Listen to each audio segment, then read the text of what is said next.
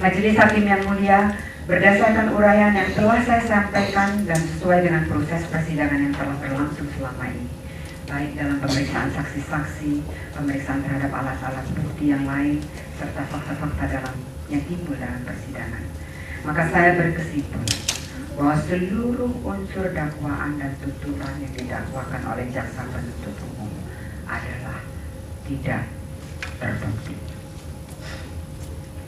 Majelis Hakim yang mulia, jaksa penuntut umum yang saya hormati, hadirin yang berbahagia. Di akhir masa pengabdian saya yang sudah lebih dari 40 tahun, membaktikan diri kepada bangsa dan negara, baik sebagai pengajar yang telah menghasilkan begitu banyak sarjana, S2 dan doktor, serta sebagai Deputi Gubernur dan juga Deputi Gubernur Senior Bank Indonesia dengan penuh dedikasi dan integritas. Ternyata bukan penghargaan yang saya terima, tetapi justru perlakuan yang tidak manusiawi yang saya terima. Saya dimasukkan ke dalam tahanan seperti manusia yang hina-hina, seperti manusia kriminal penjahat yang berbahaya, untuk suatu perbuatan yang tidak pernah saya lakukan. Perlakuan tersebut sungguh sesuatu yang tidak pernah terbayangkan sejak saya usia sekolah, sejak saya mengenal dunia ini, hingga sampai saat ini saya diperlakukan seperti ini, dituduh melakukan sesuatu, ditahan, didudukkan sebagai terdakwa, dan dituntut untuk dipenjarakan 4 tahun lamanya terhadap sesuatu yang tidak pernah dapat dibuktikan oleh penuntut umum. Bagai mimpi namun nyata. Rasanya saya tidak percaya jika penuntut umum menutup telinga dan mata hatinya. Walau pedih hati ini, tetapi sebagai manusia yang percaya akan kuasa Allah yang maha adil dan maha benar, saya menerima semua perlakuan ini dengan lapang dada. Karena pasti Allah akan membukakan pintu keadilan yang seadil-adilnya bagi saya. Selama ini saya merasa sudah sangat cukup sabar. Dari mulai terlontarnya pernyataan Agus Condro di media pada tahun 2008, hingga penetapan sebagai tersangka yang mencederai kepatutan karena telah diumumkan sebelum ada surat perintah penyidikan, hingga penahanan tanpa memenuhi ketiga syarat penahanan. Meski saya telah dihukum melalui pemberitaan media yang tidak berimbang, saya menolak cara-cara yang sering digunakan oleh begitu banyak orang, yaitu dengan melakukan program image building melalui media atau dengan menggunakan organisasi tertentu. Mengapa? Karena saya percaya sepenuh-penuhnya bahwa persidangan akan membuka dan menguak seluruh informasi yang selama ini sengaja atau tidak sengaja dipelesetkan untuk menghukum saya melalui opini publik.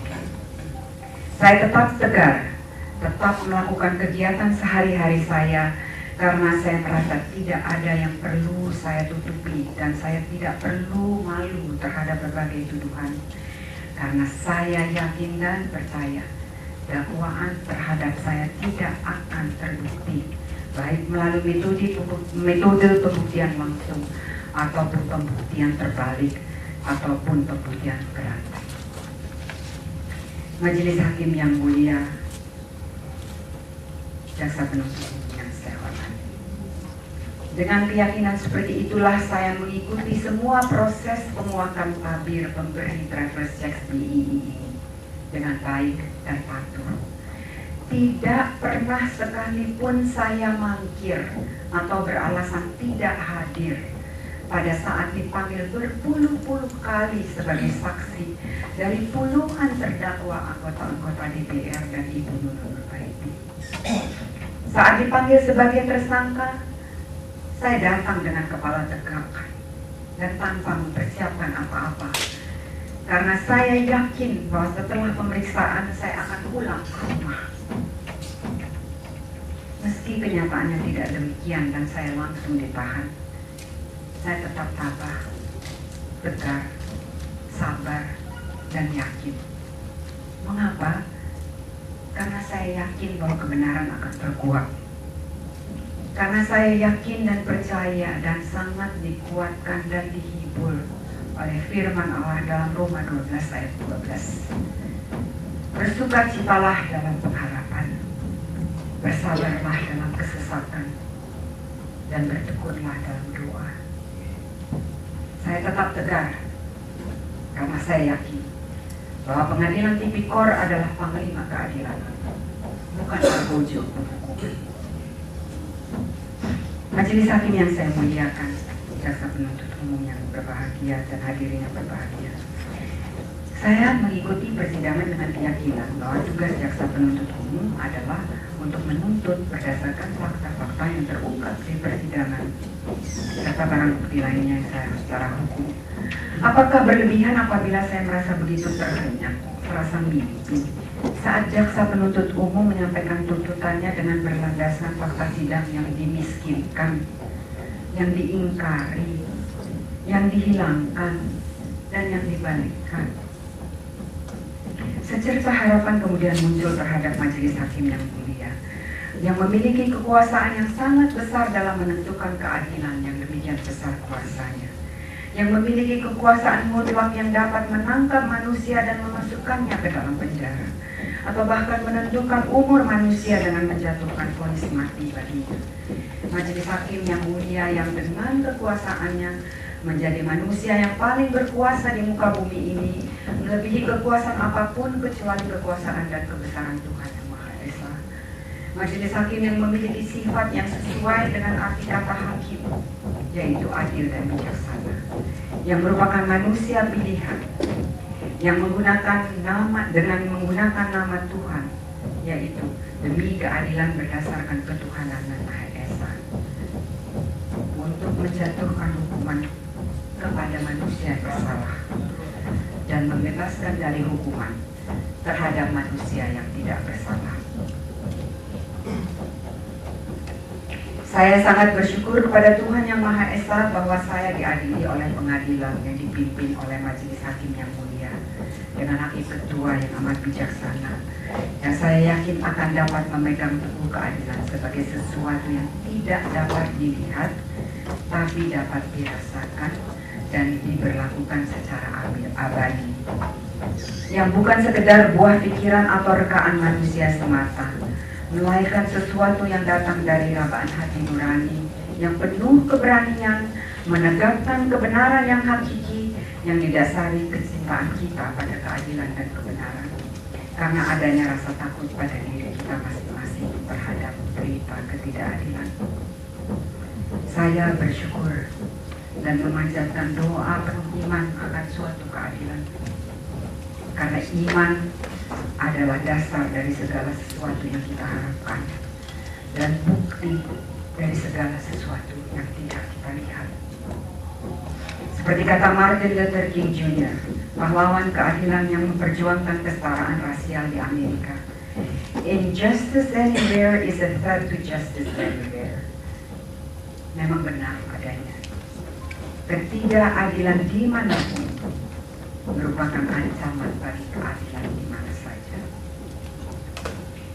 Saya tetap yakin majelis hakim bahwa kebenaran akan terkuak.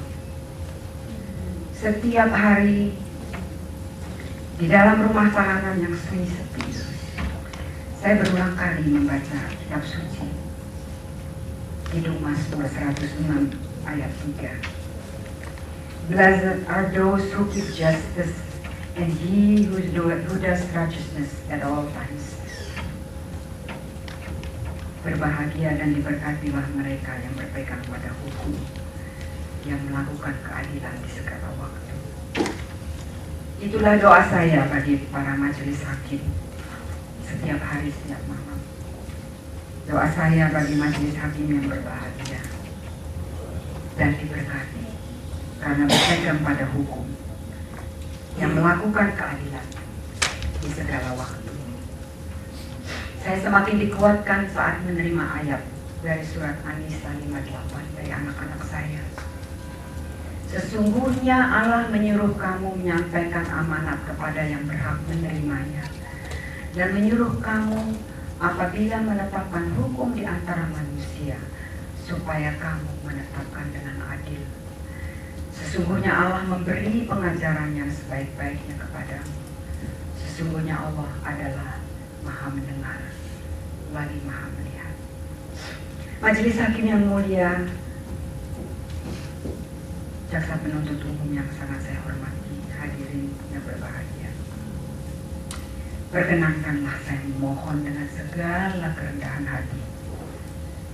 Tunjukkanlah dan katakanlah kepada kami, yang benar itu benar, yang salah itu salah. Tunjukkanlah bahwa keadilan itu ada di bumi pertiwi ini. Seandainya saya memang mengetahui atau memerintahkan pemberian privilege tax, saya tidak mungkin bersikap demikian tenang di tengah hiruk pikuk tudingan dan bahkan pengadilan oleh media dalam kurun waktu yang demikian panjangnya, lebih dari 4 tahun. Seandainya saya tahu, yakinlah bahwa saya pasti akan mengaku dan memberitahu yang sebenar-benarnya. Tetapi karena saya tidak tahu, apakah saya harus mengatakan sesuatu yang saya tidak ketahui? Karena saya terus terang berkata tidak tahu, apakah pantas jaksa penuntut umum menggunakan itu sebagai dasar beberapa hal yang memberatkan saya dalam tuntutan, yakni quote, karena terdakwa dianggap tidak terus terang. Sementara persidangan yang dihadiri oleh umum dan diliput dan direkam secara elektronik jelas-jelas menunjukkan ketidaktahuan saya sebagaimana disampaikan oleh saksi-saksi yang dihadirkan sendiri oleh jaksa penuntut umum, yang semula tentunya dimaksudkan untuk memberatkan saya, tetapi justru memberikan keterangan yang secara tegas menunjukkan ketidakterlibatan saya dalam segala sesuatu yang terkait dengan pemberian privilege tax tersebut. Majelis hakim yang mulia, adalah kenyataan bahwa ada penerimaan privilege tax oleh beberapa anggota Komisi 9 DPR RI. Adalah kenyataan bahwa saya dicalonkan sebagai salah satu calon DPSPI. Adalah kenyataan saya diundang dan mengundang bertemu 2 fraksi DPR RI. Adalah kenyataan bahwa saya mengikuti fit and proper test. Adalah kenyataan bahwa saya terpilih secara mayoritas. Adalah kenyataan bahwa saya merupakan calon yang paling senior dan memiliki kredensial dan pengalaman yang paling lengkap dan teruji secara internasional. Namun, fakta-fakta tersebut tidaklah serta-merta dapat menjadikan saya bersalah dalam perkara ini. Ibarat Muhammad Ali bertanding melawan Jules Frazier, di mana ada penonton yang bertaruh siapa yang akan menjadi pemenang. Kemudian yang bertaruh tertangkap dan diperiksa oleh polisi. Kemudian dihadapkan ke muka persidangan. Pertanyaannya, apakah Muhammad Ali atau Jules Frazier yang menjadi objek taruhan kemudian dapat dipersalahkan atau ikut dipersalahkan sebagai subjek yang bertanggung jawab terhadap perbuatan penonton yang bertaruh?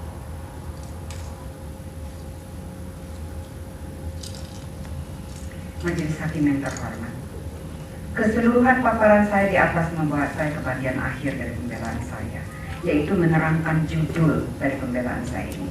Saya memberi judul mengapa saya harus disidang. Pemilihan judul itu bukan tanpa alasan, tapi sejujurnya mencerminkan cerita hati saya. Sejak awal ditetapkan sebagai tersangka, pertanyaan timbul di diri saya, mengapa saya jadi tersangka?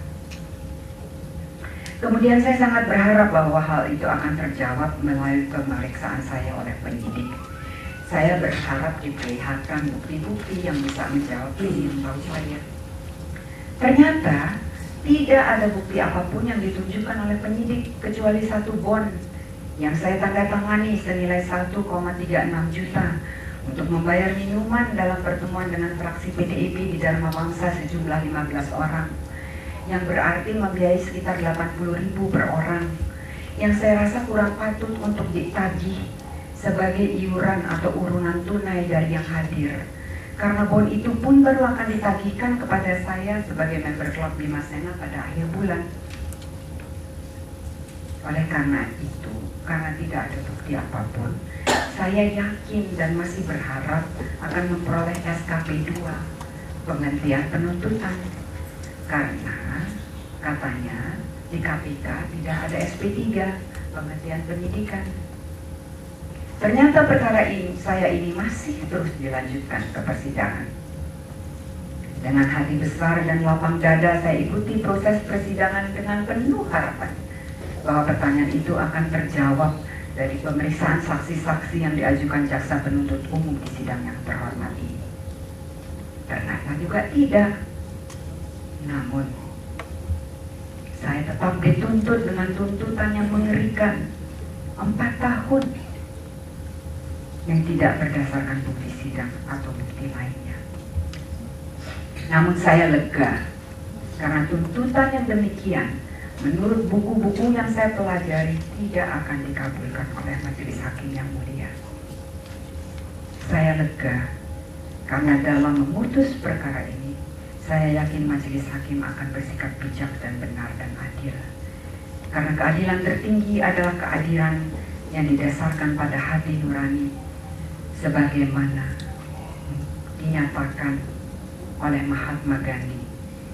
There is a higher court than courts of justice, and that is the court of conscience. It supersedes all other courts. Yang terjemahannya adalah, di atas pengadilan masih terdapat pengadilan yang lebih tinggi, yaitu pengadilan hati nurani. Pengadilan ini lebih mulia dan menggantikan semua pengadilan lainnya. Majelis hakim yang saya muliakan, sejarah kini mengetuk pintu hati nurani yang mulia dan memberi kesempatan kepada majelis untuk berani mengambil keputusan yang didasarkan pada rasa keadilan yang hakiki, sehingga dapat menggoreskan tinta emas dalam tonggak sejarah perjalanan bangsa bersama Komisi Pemberantasan Korupsi untuk berani membebaskan terdakwa yang secara nyata tidak terbukti dan tidak tahu menahu mengenai adanya pemberian travel sex kepada anggota Komisi 9 DPR RI 2004-2009. Karena hal tersebut pada hakikatnya merupakan suatu kemenangan bagi semua penegak hukum. Dengan berhasil menegakkan harkat, martabat, dan kehormatan manusia yang lebih takut kepada nilai-nilai keadilan itu sendiri dan bukan takut terhadap apapun. Akhir kata, kiranya Tuhan Yang Maha Esa menyertai majelis yang mulia, dan semoga Tuhan memberkati dan memberikan kekuatan dan petunjuk sehingga majelis hakim dapat melihat dan menilai dengan jernih berdasarkan hati nurani yang bersih dan dengan memperhatikan keterangan dan bukti-bukti yang terungkap dalam persidangan. Karena itu dengan segala kerendahan hati saya memohon agar majelis hakim yang mulia dapat mengambil keputusan dengan pertimbangan hukum dan hati nurani dengan putusan yang amarnya berbunyi. Pertama, menyatakan seluruh dakwaan dan tuntutan hukum penuntut umum tidak terbukti. Kedua, menolak seluruh dakwaan dan tuntutan hukum penuntut umum. Ketiga, membebaskan saya dari segala dakwaan dan tuntutan hukum. Vrijspraak. Keempat, memulihkan nama baik saya dan mengembalikan martabat dan kedudukan saya di masyarakat dengan merehabilitir nama baik saya. Sebagai penutup, nota pembelaan saya ini, sekali lagi saya menyampaikan terima kasih kepada majelis hakim yang mulia yang dengan penuh kesabaran telah mendengarkan nota pembelaan saya ini, yang merupakan bagian yang tidak terpisahkan dan menjadi satu kesatuan dari nota pembelaan yang diajukan oleh penasehat hukum saya, serta kepada seluruh hadirin dan masyarakat yang dengan penuh perhatian mengikuti jalannya pemeriksaan perkara ini, serta kepada penasehat hukum yang telah mencurahkan segala dayanya untuk membantu saya dalam melaksanakan proses persidangan ini. Dengan mengucap syukur pada Tuhan Yang Maha Esa, saya akhiri nota pembelaan ini dengan kesuatu keyakinan bahwa majelis hakim yang mulia akan memberikan keputusan yang seadil-adilnya dengan mendasarkan keputusan tersebut kepada fakta material yang telah terungkap di persidangan dan rasa takut hanya kepada Tuhan Maha Esa yang telah memberikan amanahnya untuk menjatuhkan putusan yang seadil-adilnya agar keadilan dapat ditemukan. Hendaklah keadilan ditegakkan walaupun langit akan runtuh. Kiranya Tuhan yang Maha Kuasa memberikan kekuatan dan kedamaian kepada kita semua. Terima kasih. Jakarta 17 September 2012. Salam hormat saya, Profesor Miranda Suare Kuntum, SD, MA, PhD. Terima kasih.